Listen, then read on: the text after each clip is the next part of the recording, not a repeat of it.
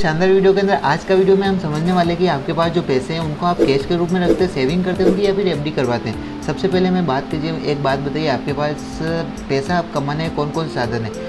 या तो आप जॉब कर सकते हैं या फिर बिजनेस कर सकते हैं या फिर अपने जो पैसे हैं उनको इन्वेस्ट करेंगे तो उनके बढ़ने की संभावना रहती है। अब मुझे एक बात और बताइए कि जो इन्फ्लेशन होता है वो हर साल किस रेट से बढ़ रहा है। इन्फ्लेशन हर साल दोस्तों 5 से 7% की रेट से हर साल बढ़ रहा है। तो यानी कि अगर आप कोई चीज़ 100 रुपये की मिल रही है तो एक साल के बाद में वो चीज़ 105 या फिर 107 रुपये की हो जाएगी।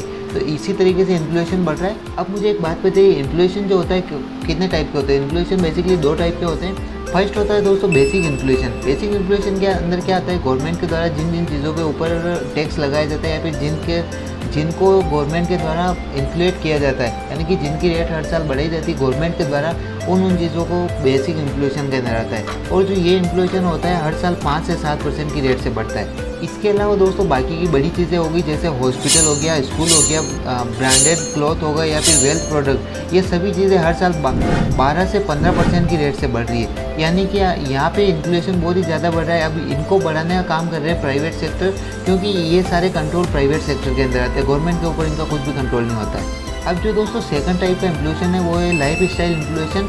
इसके अंदर होती है 12 से 15% की बढ़ोतरी। और ये अब मुझे एक बात बताइए, आपके पास में जो कैश पड़ा है उस कैश को आप किस तरीके से इन्वेस्ट करते हैं। क्या आप उस कैश को कहीं सेविंग कर रखी है आपने, या फिर एफडी के अंदर लग रखा है, या फिर आप कहीं पे बैंक के अंदर जमा कर रखा है, ये किस जगह। तो दोस्तों अगर आपने उसको कैश के रूप में रख रखा है तो आपको 0% उसके ऊपर इंटरेस्ट रेट मिल रहा है, यानी कि 0% मिल रहा है। वहीं पे अगर आपने इसको सेविंग कर रखी है बैंक अकाउंट के अंदर सेविंग अकाउंट में जमा करा रखें तो आपको 4 से 5% उसके ऊपर रिटर्न मिल रहा है। और अगर वहीं पे ज़्यादा से ज़्यादा आप एफडी करवा रहे हैं तो एफडी के अंदर आपको 7 से 8% का रिटर्न मिल रहा है। तो एक हिसाब से देखें ना, तो अगर आप एफडी के अंदर भी इन्वेस्ट कर रहे हैं ना, तो भी आपको जो हर साल की इन्फ्लेशन हो रहा है उसी को आप बीट कर पा रहे हैं, यानी कि आप बेसिक इन्फ्लेशन को ही बीट कर पा रहे हैं। अब आपके दिमाग में ख्याल आ रहा होगा कि यार ये तो बेसिक इन्फ्लेशन ही हम बीट कर पा रहे हैं, तो हम इन्वेस्ट किस जगह करें, यानी कि अपने जो पैसे हैं उसको इन्वेस्ट कहाँ करें। तो इन्वेस्ट कहाँ करना है उसको मैं, अगर आप बोलेंगे तो डिटेल के अंदर इस टॉपिक के ऊपर वीडियो बना दूंगा।